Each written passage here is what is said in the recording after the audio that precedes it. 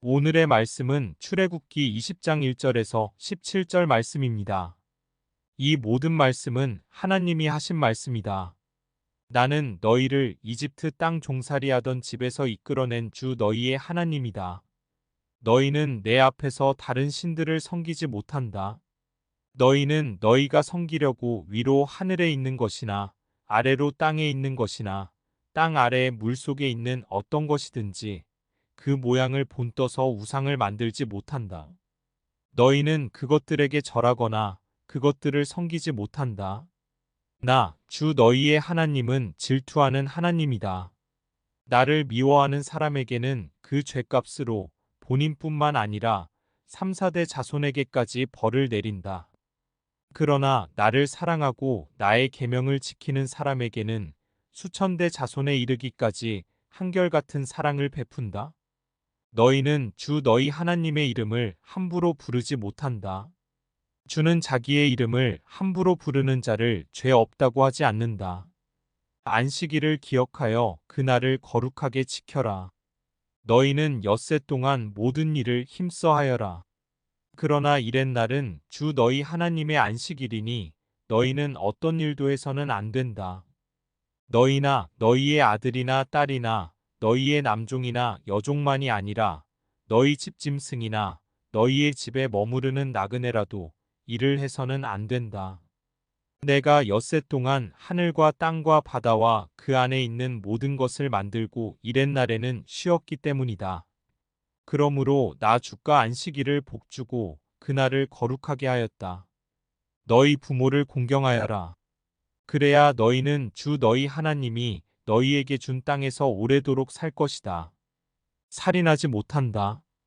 간음하지 못한다. 도둑질하지 못한다. 너희 이웃에게 불리한 거짓 증언을 하지 못한다. 너희 이웃의 집을 탐내지 못한다. 너희 이웃의 아내나 남종이나 여종이나 소나 낙이나 할 것 없이 너희 이웃의 소유는 어떤 것도 탐내지 못한다.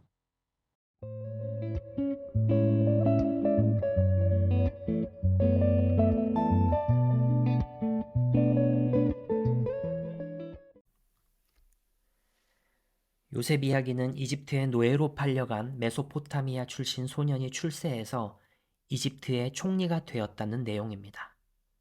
드라마틱한 이야기인 만큼 요셉 이야기는 많은 사람들에게 희망을 주기도 했고 때때로 욕망을 부추기는 이야기로 읽히기도 했습니다. 본문의 십계명 이야기를 요셉과 출애굽 이야기 속에 살피는 게 좋겠다고 생각합니다. 창세기 41장에서는 7년간 큰 흉년이 들어 이집트와 주변 지역에 식량이 부족해졌다고 합니다. 다만 이집트에서는 요셉이 식량 정책을 잘 펼친 까닭에 흉년에 대처할 수 있었다고 합니다. 그런 배경 속에 야곱의 가족들은 요셉이 정착한 이집트로 이주하게 됩니다. 그러나 시간이 흘러 요셉의 이야기는 잊혀졌고 이집트 사회에서는 이방인들을 어떻게 받아들여야 하는지 문제가 생겼습니다. 출애굽기 1장 9절 10절에서 그런 두려움이 느껴집니다. 이 백성 곧 이스라엘 자손이 우리보다 수도 많고 힘도 강하다. 그러니 이제 우리는 그들에게 신중히 대처하여야 한다.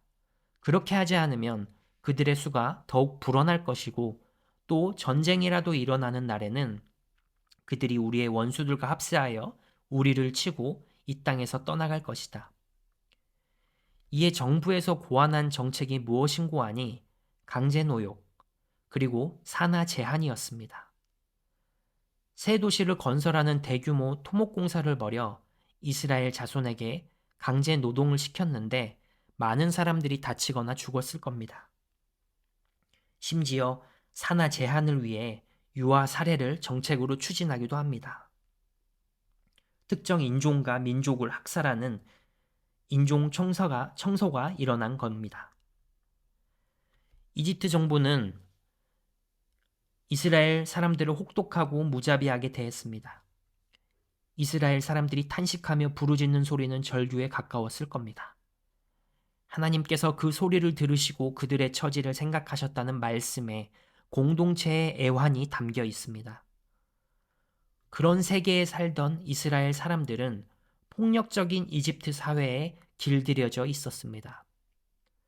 비록 이집트를 떠나 새로운 땅, 가나안에 정착하더라도 그들에게 익숙한 사회 관습을 하루아침에 바꾸기란 어렵습니다. 그들이 터득하고 생존했던 방식이 새로운 사회 안에서 똑같이 반복되었을 겁니다. 출애굽 이스라엘 안에서 이집트 제국의 정책과 제도, 문화가 그대로 복제 생산될 뿐입니다. 사회적 소수자란 사회적 의견을 낼 수 없는 사람들이라고 합니다. 사회 정책과 제도가 불합리하다고 말할 수 없는 이들입니다. 거룩한 나라로 불리는 새로운 사회에서 사회적 소수자를 억압하고 차별하는 악습을 답습할 수 없습니다. 그런 면에서 파라오의 백성이 하나님의 백성으로 불리기 위해서는 새로운 윤리와 법령이 필요합니다. 거룩한 백성이라면 이집트와 대조된 반문화적인 정체성이 있어야 합니다. 십계명은 하나님과 이스라엘 사람들이 더불어 세운 언약입니다. 적어도 이집트의 사회와 다른 대조 사회를 만들자는 약속입니다. 그건 하나님과 사람들 사이에, 그리고 사람들과 사람들 사이에 세워진 약속입니다. 십계명의 네 번째 계명인 안식일 법만 살펴보더라도 안식일은 노예나 외국인을 포함한 어느 누구도 하물며 가축도 일해서는 안 되는 날입니다.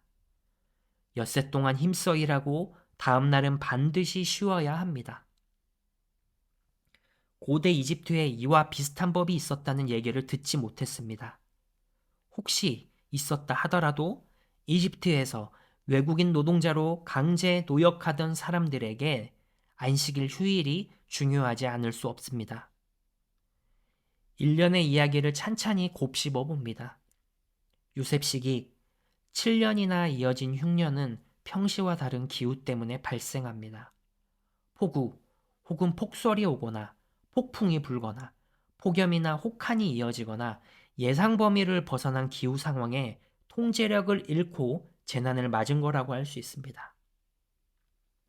기후 변화가 재난이 되고 이에 식량을 따라 국경을 넘어가는 식량 난민 발생은 연쇄적 반응입니다.